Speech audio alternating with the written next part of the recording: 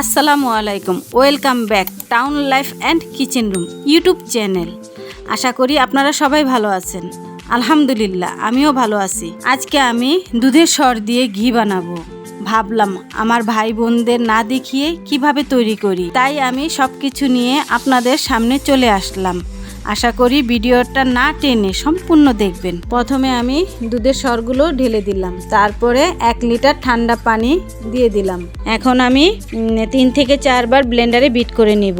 এই ব্লেন্ডারে তাড়াতাড়ি সবকিছু সুন্দর করে মিক্স হয়ে যায়। এই ব্লেন্ডারটা আমার ভাই আমার কষ্টের কথা ভেবে মালয়েশিয়া থেকে পাঠিয়েছে।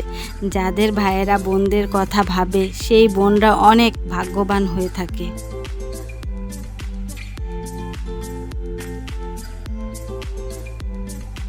এখন সরগুলো ভালোভাবে মিক্স হয়ে গেছে, মাখনটা উপরে চলে আসছে।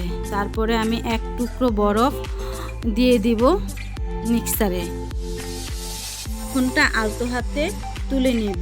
এই মাখনটা ফ্রিজে রেখে দিলে বাটার হয়ে যাবে, রুটি বা পাউরুটির সাথে খেতে পারবেন।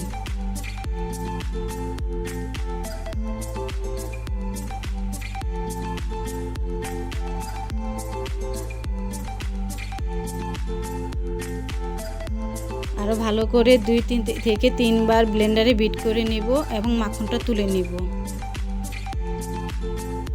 সম্পূর্ণ মাখন একসাথে তুলে নিলাম।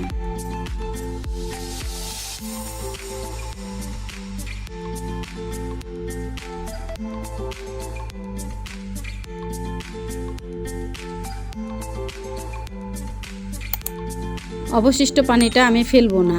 পানিটার সাথে স্বাদ মতন লবণ, লেবু, হালকা চিনি দিয়ে মিক্স করে নিব ব্লেন্ডারে। তারপরে সবাইকে মাঠা হিসেবে খাওয়াবো।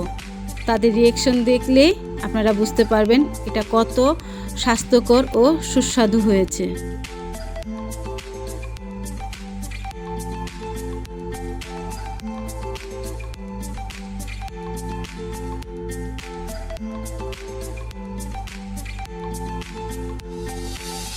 গরমের ভিতর এরকম 1 গ্লাস মাঠা অথবা লেবুর শরবত আমাদের শরীরের জন্য অনেক উপকারী।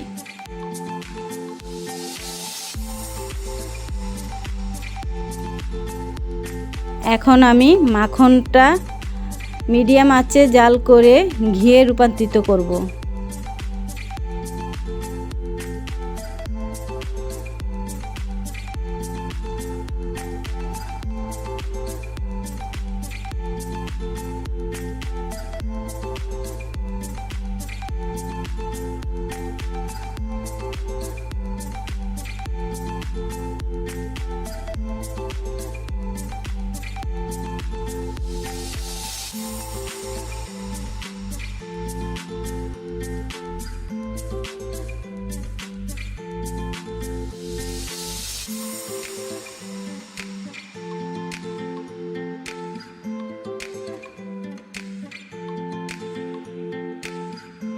এটা এখন আমি অনবরত নাড়ব যতক্ষণ পর্যন্ত বাদামি রং না আসে।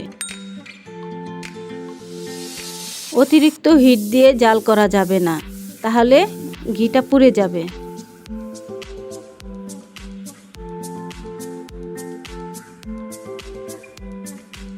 এরকম লালচে কালার চলে আসলে চুলাটা অফ করে দিবেন আর ঠান্ডা করে বোতলে অথবা জারে ঢেলে নেবেন।